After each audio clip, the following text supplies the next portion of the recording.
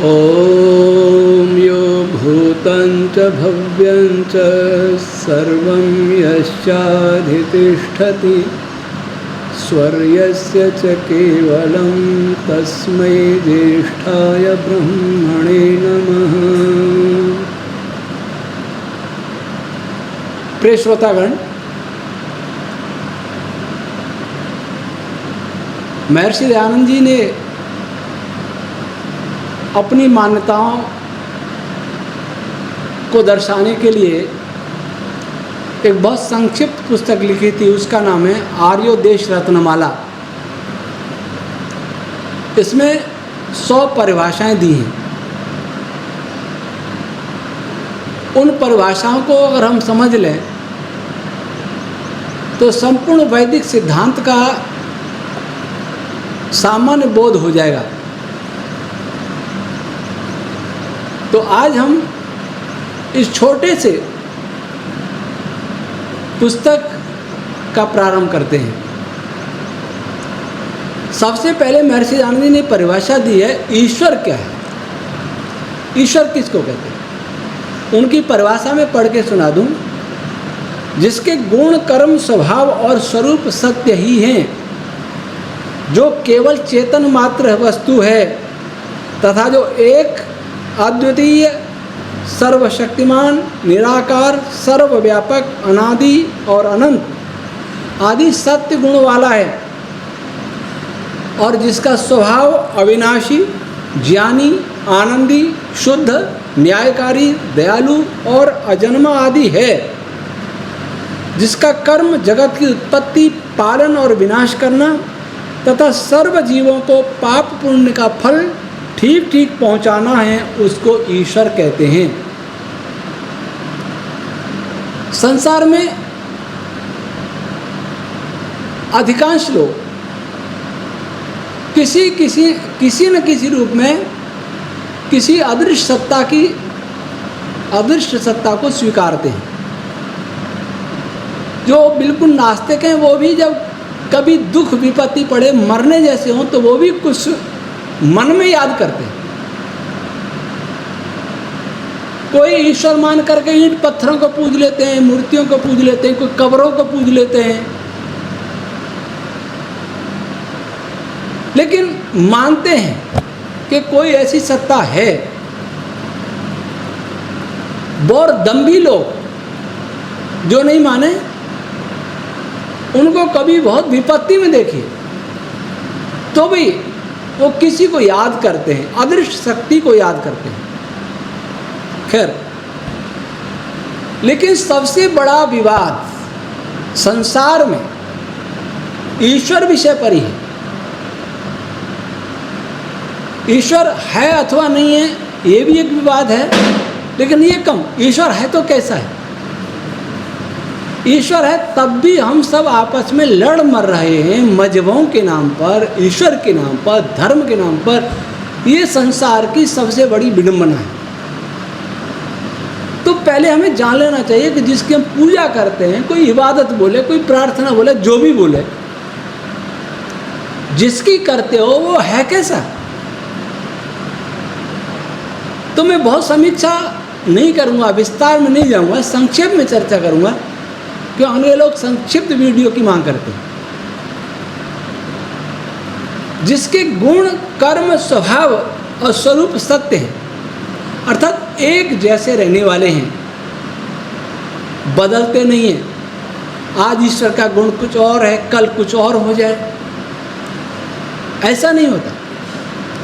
ईश्वर सदैव एक जैसे नियमों वाला है, एक जैसा स्वरूप वाला है, एक जैसा न्याय करता है, एक ही प्रकार से सृष्टि की रचना करता है, एक ही प्रकार से सृष्टि का विनाश करता है। अर्थात संपूर्ण सृष्टि के जो नियम है वो ईश्वर के नियम है, और सृष्टि के नियम कभी बदलते नहीं। जो बदलते हैं वो सृष्टि के नियम नहीं। आधुनिक कुछ भौतिक विज्ञानी कहते हैं कि साइंस तो डायनामिक है, परिवर्तनशील है। जो परिवर्तनशील होता है वो साइंस है ही नहीं। उनकी साइंस की परिभाषा मैं नहीं जानता क्या है, लेकिन विज्ञान है। वो बदलने वाला नहीं है। बदलता वही है जो असत्य होता है, जिसमें कुछ त्रुटि होती है, जिसमें कुछ झूठ होता है। मैं कोई पुस्तक लिखूं, उसमें कोई कमी रह जाएगी तो मैं बार बार बदलूंगा, संशोधन करूंगा। अब के डॉक्टर को किसी की चिकित्सा करनी है, एक दवा काम नहीं करी तो दूसरी देगा, तीसरी देगा, क्योंकि वो पहली दवा को नहीं जान पाया और रोग को नहीं जान पाया, कमी रह गई।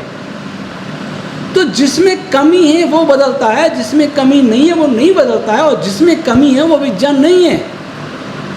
जितने अंशों में वो नहीं बदलता वह विज्ञान है, और जितने अंशों में बदलता है वह अज्ञान है अथवा अपूर्ण ज्ञान है। मैं उसको अज्ञान नहीं कहता बल्कि अपूर्ण ज्ञान है। परंतु ईश्वर के नियम, ईश्वर के गुण, ईश्वर के स्वरूप, ईश्वर के कर्म, ईश्वर का स्वभाव कभी नहीं बदलता। और जो चेतन मात्र वस्तु है वो चेतन है, जड़ लेश मात्र भी नहीं है। सृष्टि का कोई पदार्थ ईश्वर नहीं है। इसलिए चाहे कोई मूर्ति है, चाहे कोई चित्र है, कब्र है, ये ईश्वर नहीं है। जो केवल चेतन मात्र है, जो चेतन ही है वह ईश्वर है। परंतु कोई कहेंगे जीव भी चेतन है, वो आगे आ रहा है। जो केवल एक है, ईश्वर एक है, इसलिए एक उसके नियम है, एक उसकी व्यवस्था है, एक उसके कानून है, एक जैसे पालन है, क्योंकि वो एक है। अगर वो अनेक होता तो अनेकों में टकराव होता, अनेकों में सामंजस्य बिठाने वाला कोई और अलग होता। कोई कहता है पालन करने वाला अलग है, संहार करने वाला अलग है, बनाने सृष्टि बनाने वाला अलग है। यदि ऐसा हुआ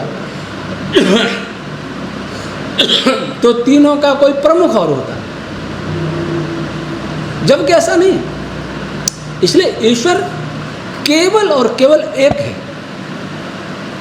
इसलिए इस सृष्टि में सर्वत्र एक रूपता है, अद्वितीय है। इसको अद्वैत भी कहते हैं। अद्वितीय का क्या अर्थ है? अद्वितीय का उसके जैसा कोई दूसरा नहीं। अद्वितीय अद्वैत का यह अर्थ नहीं है कि उसके अतिरिक्त कोई है ही नहीं। फला व्यक्ति अद्वितीय विद्वान है, इसका क्या अर्थ हुआ? उसके जैसा विद्वान नहीं है, उससे कम तो हैं पर उसके जैसा कोई नहीं। वैसे ही और भी सत्ताएं हैं, प्रकृति भी है, बहुत सारे जीवात्मा भी हैं, लेकिन उसके जैसे वो नहीं है। जो उसके गुण कर्म स्वभाव में वैसा किसी का नहीं, इसलिए वो अद्वितीय। अद्वैतवादियों को यहाँ अद्वैत शब्द का अर्थ समझने में भूल हो गई। सर्वशक्तिमान है, अर्थात उसको सृष्टि रचना करने में, सृष्टि को चलाने में, सृष्टि का संहार करने में, कोई कार्य करने में उसको किसी अन्य की आवश्यकता नहीं होती। यह है सर्वशक्तिमान का अर्थ। इसका यह अर्थ नहीं कि वो उल्टा सीधा कुछ भी कर लेगा, क्योंकि उसके नियम, गुण, कर्म, स्वभाव, स्वरूप सब सत्य है। इसलिए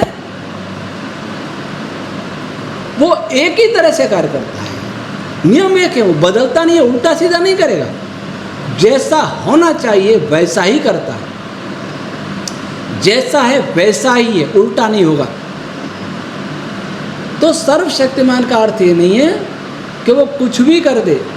कुछ भी का अर्थ बिना जड़ पदार्थ के सृष्टि रच दे, स्वयं अपने अंश से जीवात्मा बना दे, ऐसा नहीं कर सकता, क्योंकि ये उसी के नियमों के विरुद्ध है, नियम के विरुद्ध है।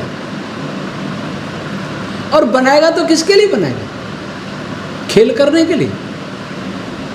मान लीजिए उसने अपने में से बना दी, वैसे तो संभव नहीं, पर बना दी तो क्यों बनाई? क्या वो छोटा बालक है जो मिट्टी के घर बना रहा है, फोड़ रहा है, बना रहा है, फोड़ रहा है? कोई प्रयोजन है कि नहीं? लीला किसको दिखाने के लिए लीला कर रहा है? ये भी भ्रांति। इसलिए सर्वशक्तिमान का अर्थ महर्षि दयानंद करते हैं कि जैसे उसको अपना कार्य करने में किसी अन्य की सहायता की आवश्यकता नहीं पड़ती, हमको पड़ती है। कितना ही बलवान हो, कितना ही विद्वान हो, कितना ही धनवान हो, वो अकेला नहीं जी सकता। बड़े बड़े वैज्ञानिक हुए, लेकिन उनसे पहले बहुत और वैज्ञानिक हुए, उनकी सहायता उन्होंने भी ली। हमसे पहले ज्ञानी कोई न होता तो हम इतना नहीं जान पाते जो आज जान सकते हैं। तो सब एक दूसरे पर कुछ न कुछ मात्रा में निर्भर है, लेकिन ईश्वर किसी पर निर्भर है। उसे केवल साधन चाहिए, लेकिन शक्ति किसी की नहीं चाहिए।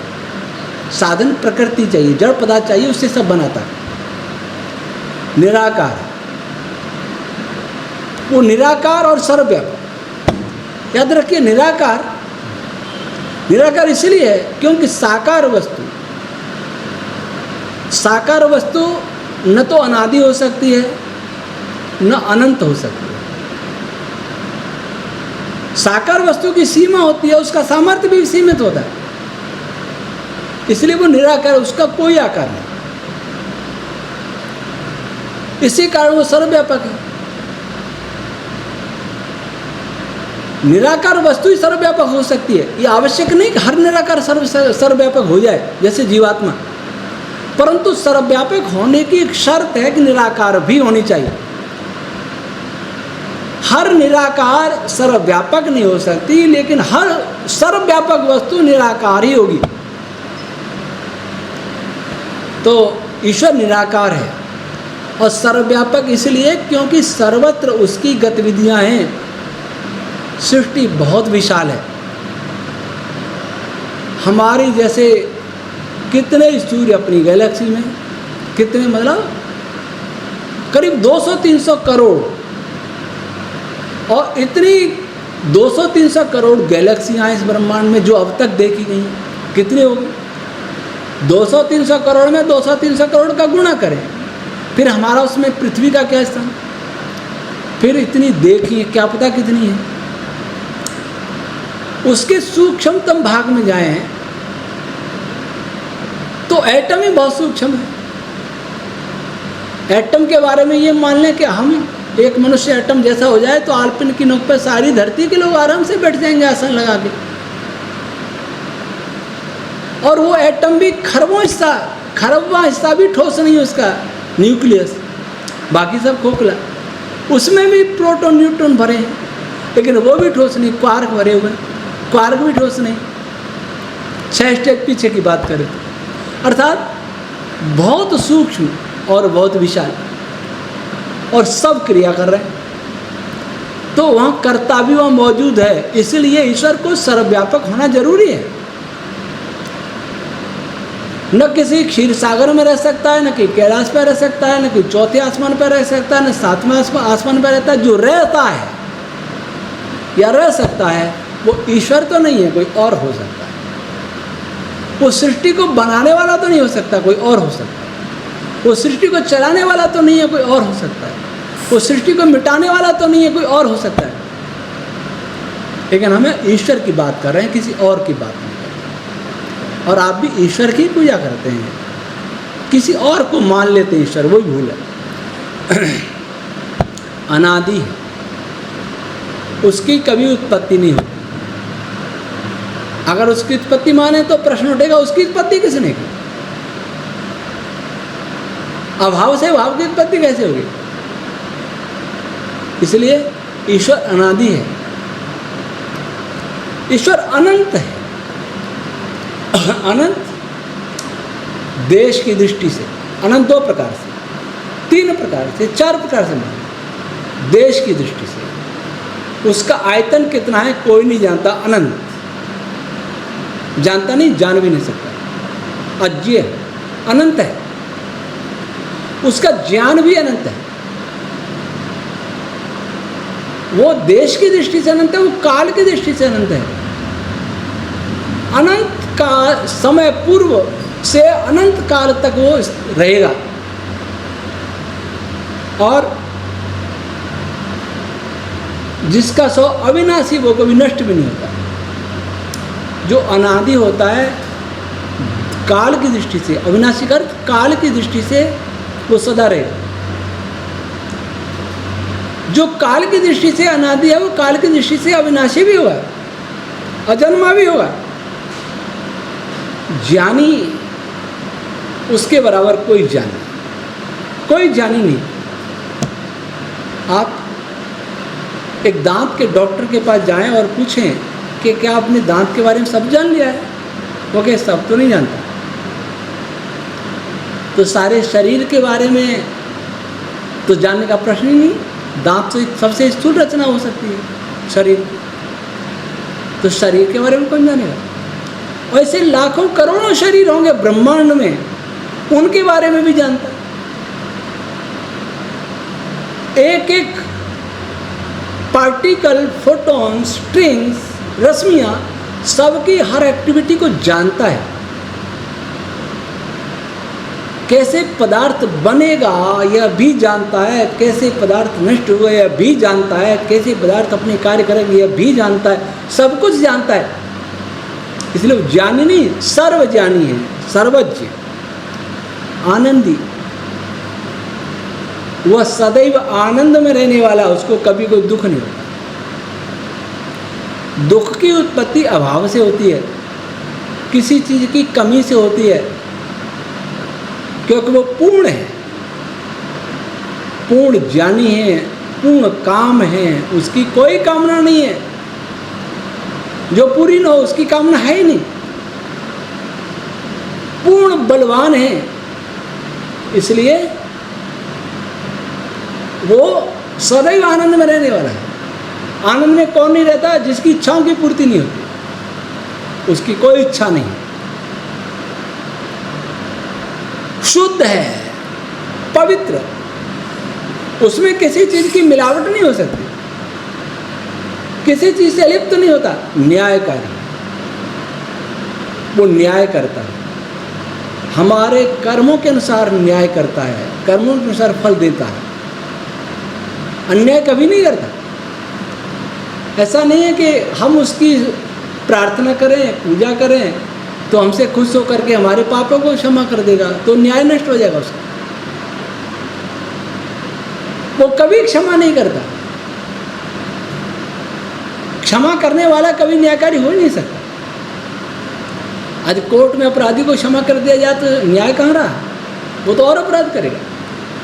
न्यायकारी है, ऐसा नहीं किसी को गुमराह कर दे, किसी को राह बता दे, ये सब नहीं होता। या कोई पूजा पाठ कर ले उससे पाप दूर कर दे, या कोई बहुत बड़ा फल दे दे बिना पुरुषार्थ के, ऐसा नहीं होता। वो न्यायकारी है। दयालु, दयालु कैसे? दयालु ऐसे क्या वो बिना स्वार्थ के हमें सब कुछ दे रहा, इसलिए दयालु। हालांकि कर्मों के अनुसार दे रहा है, पर दया इसमें भी है। एक बैंक का मैनेजर हमारा जितना पैसा है होता है उतना ही देता है, न ज़्यादा दे न कम दे। तो एहसान कर रहा है क्या? एहसान कर रहा है। अगर वो वेतन नहीं ले तो एहसान भी कर रहा है। वो व्यवस्था कर रहा है बिना वेतन के, हमसे कुछ नहीं लेता। मैनेजर तो पैसा लेता, तनख्वाह लेता है, इसलिए वो न्यायकारी होने के साथ दयालु भी है। एक कंपनी का महाप्रबंधक कितना वेतन लेता है, लेकिन सारे ब्रह्मांड का महाप्रबंधक, चेयरमैन बिना कुछ लिए कर रहा है, इसलिए वो दयालु भी है। और अजन्मा तो हो गया, जिस क्या करता है? जगत की उत्पत्ति करता है, जगत का पालन करता है। सूर्य का पालन वो कर रहा है, ग्रह उपग्रहों का पालन वो कर रहा है, तारों का पालन वो कर रहा है, वनस्पतियों का पालन वो कर रहा है, हमारा पालन वो कर रहा है। सूर्य में ईंधन का भंडार भरा, भूमि में क्रिया हो रही हैं, वनस्पतियों में जो भोजन बन रहा है, जो क्रिया हो रही है, कौन कर रहा है? सबके पीछे उसी के नियम और उसी की शक्ति कार्य कर रही है, इसलिए वो जगत का पालन कर रहा और समय आने पर विनाश भी कर रहा। क्योंकि कोई भी उत्पन्न वस्तु सदैव रह नहीं सकती, और विनाश के भी उसके वैसे ही नियम है जैसे उसके निर्माण के नियम। और बुरे काम का बुरा फल, अच्छे काम का अच्छा फल ठीक ठीक देता है, न कुछ कम देता है न कुछ अधिक देता है। आज हमें लगता है कि किसी दुष्ट को दंड नहीं मिल रहा, कभी किसी का फल पुराना बाकी है जो मिल रहा, वो ईश्वर ठीक ठीक देता है। वो ये नहीं देखता कि कौन उसकी कितनी पूजा करता है, ये नहीं देखता। वो ये देखता है कि कौन कितने अच्छे कर्म कर रहा है, उसके अनुसार देता है। कौन बुरे कर्म कर रहा है, अच्छे बुरे का ठीक ठीक लेखा जोखा रखता है, उसके अनुसार दंड देता है, सुफल देता है। तो ईश्वर की ये परिभाषा महर्षि दयानंद जी ने सबसे पहले दी, इसलिए दी कि मनुष्य के जीवन का आधार, मनुष्य के सुख शांति का आधार यही है कि वो ईश्वर के अस्तित्व और स्वरूप की वैज्ञानिकता को समझे और उसी के अनुसार अपने व्यवहारों को सुधारे। जैसे हम किसी संस्था में रहते हैं तो हमें इस बात का बोध होना सबसे पहले आवश्यक होता है कि इस संस्था का मालिक कौन है, जिसके नियमों के अनुसार हमें कार्य करना है। यदि ऐसा नहीं सोचा गया तो उस संस्था में नहीं रह पाएंगे। इसलिए इस सृष्टि में रहने के लिए, सब जीवों के प्रति व्यवहार रखने के लिए, अपने शरीर को भी सुखपूर्वक रखने के लिए, अपनी मुक्ति के लिए भी यह जानना अति आवश्यक है कि सृष्टि किसने बनाई है और बनाने वाला कैसा है और क्या करता है, ताकि हम उसको वैसा ही जान करके वैसा ही माने और उसके अनुसार ही अपना व्यवहार करें, तो हमें सुख मिलेगा। और विपरीत व्यवहार करेंगे तो दुख मिलेगा। इसलिए आए सारे पूर्वाग्रह छोड़ दें, सोचें कि सृष्टि जिसने बनाई है वो कैसा ईश्वर है। श्री राम कैसे थे, श्री कृष्ण जी कैसे थे, हनुमान जी कैसे थे, महादेव जी कैसे थे, ब्रह्मा जी कैसे थे, विष्णु जी कैसे थे, वो अलग विषय है। आज विषय है कि ईश्वर कैसा है, जो इन सबसे भी पहले था, इन सबके शरीरों को भी बनाया था और जिसकी ये सभी महापुरुष भी पूजा करते थे, उपासना करते थे, साधना किया करते थे, जप करते थे। वो ईश्वर ऐसा है जैसा कि महर्षि दयानंद सरस्वती जी ने बताया है, और उसकी व्याख्या मैंने आज आपको की। अगली बार हम अगली परिभाषा लेंगे और उसकी व्याख्या करेंगे। ओम शम।